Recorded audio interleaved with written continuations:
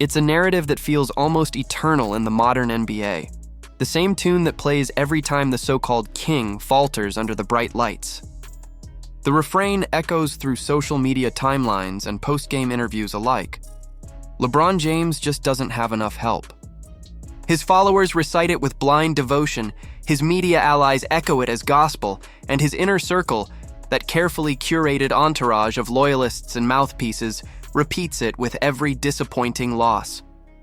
Yet, as we look closer at what's happening in Los Angeles this season, that tired excuse begins to crumble under the weight of undeniable evidence.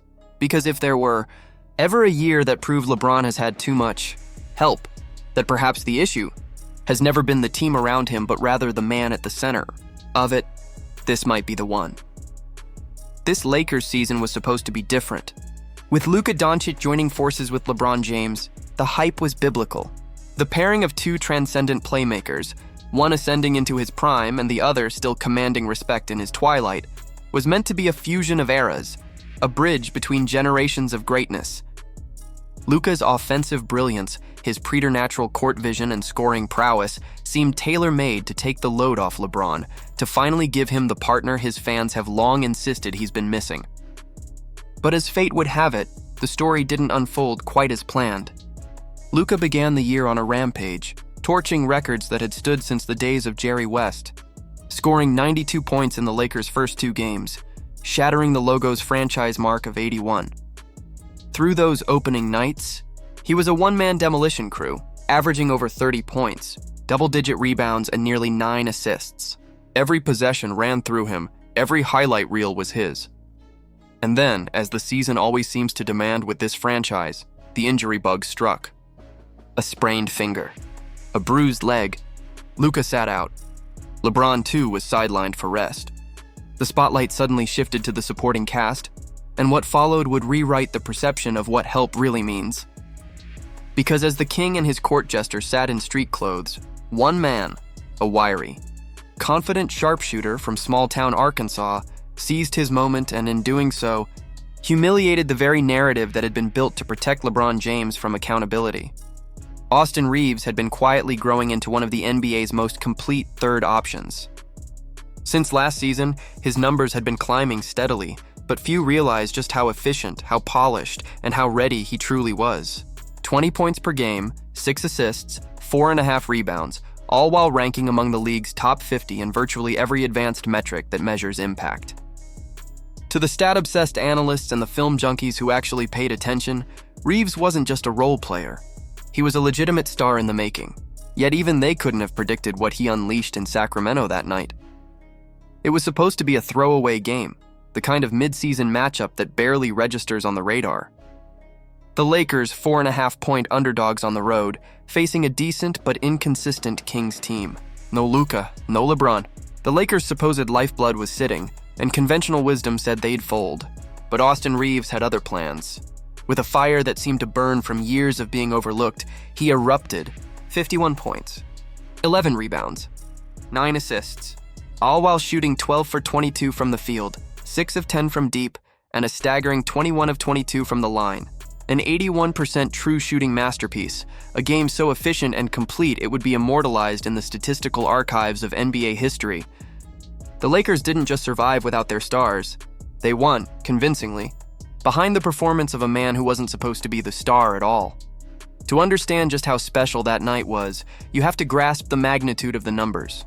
Reeves' performance generated a game score of 49.6, a metric that weighs every contribution, every steal, rebound, and assist, while subtracting every missed shot and turnover.